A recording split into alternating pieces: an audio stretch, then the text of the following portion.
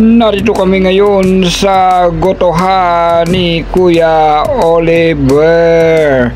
Ang gotohang idinarayo ng iba't ibang mga tao nang galing sa iba't ibang lugar. Kanina nga lang ay may nakausap kaming taga Las Piñas pa, galing Bacoor, Las Piñas. Ito nga po pala ang gotohan ni Kuya Oliver na dinadayo dito sa San Juan, Batangas. Halika kayo at pasukin po natin. Ayan po, kami po ay mag-alauna na ng mga karating dito. Ayan, may mga kumakain pa po sa loob. Ayan, no? Kitang kita naman kung gaano talaga tinatangkilik ng mga parokyano ang kainan nito ni Kuya Oliver. Ayan na po. Yung iba po ay tapos nang kumain at yung iba po ay paalis na. Ito nga pala, andito sa labas ang tarpaulin ni Kuya Oliver. Ayan po, Kuya Oliver, gotohan, timusan mo at napakainam. Kuya Oliver, gotohan, kagoto. Ayan po, patunay na talagang dito kami ngayon sa San Juan, Batangas, sa gotohan ni Kuya Oliver.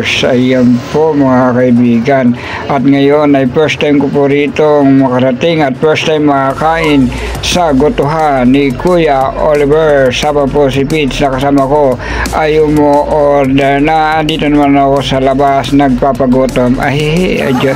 Ayan na po, at kami po ay narito na sa loob, at yan po ang mga bisita dito. Ayan, nakita nyo naman ang kanyang inihain, talagang napakalaki. Okay, yan po ay baka, at ang iba ay bumibili ng take out. Ayun na, tapos na po makita po natin talaga may mga hugasan sa labas na katunayan ay katatapos lang nilang kumain. Ayan po, at meron pa po sila menu. Ayan, makikita mo naman, mamili kayo kung ano kung gusto nyo, at napalagang napakasarap at binabalik-balikan ng mga customer dito saan man lugar dito sa Cavite, Maynila. Kapag sinabing Kuya Oliver gotohan sa San Juan, sigurado, garantisado masarap at malinamnam, kaya laging binabalik-balikan.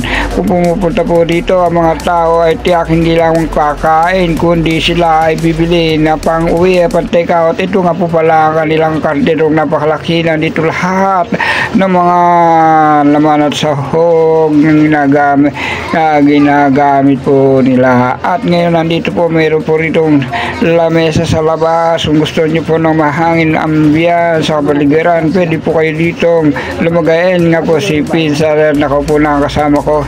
At yan, at siguradong kami po ay gutom na. At siyempre, hindi mawala mga customer dito.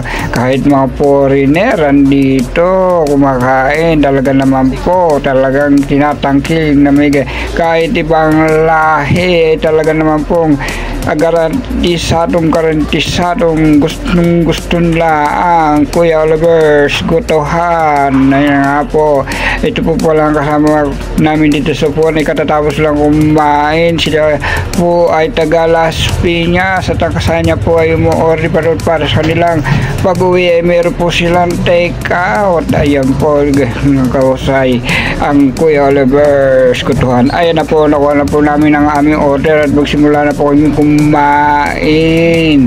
Ayan po, isang order po ang aming kinuha sa halagang 300 plus po yan. Dahil nga sa sobrang dami, isa na lang po ang aming in-order na, wala tati na lang po namin. Talaga naman po, talagang matitikman na namin kung gaano kasarap ang gotohan ni Kuya Oliver dito sa San Juan, Batangas. Okay na okay sa alright. Ayan, malalasap na namin kung gaano nga kasarap. At At ngayon nga natapos na ang pagkain ng mga nasa kabilang mesa ng foreigner at nililigpit na po ni ating. At ganyan din po kami, natapos na rin po namin ang pagkain namin.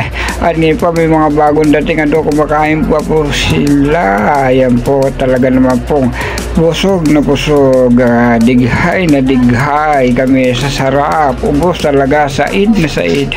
Ganyan po kasarap ang luto ni Kuya Oliver Gotohan. Ayun na po, at niligpit na nga po ang aming kainan. Talaga naman po kami po ay nakipagkwentuhan pa kung gaano kagaling at kahusay ng kanilang serbisyo dito sa Kuya Oliver Gotohan. Hindi, Lumapo Munisipyo.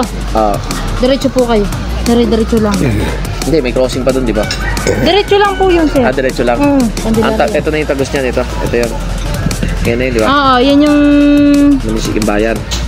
Ano tawag nun? Yung may mall dun yung sa tapat na yun. Candelaria.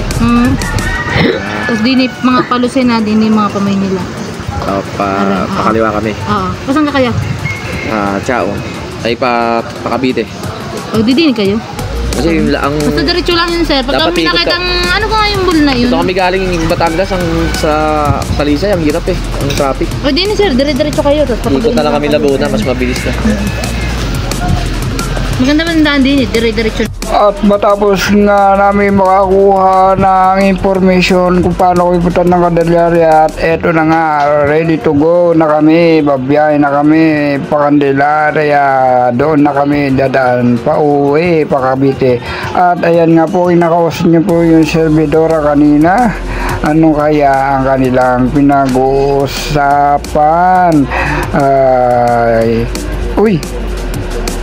Ayun pala ang kanilang pinag-usapan, humingi siya ng sabaw para take out.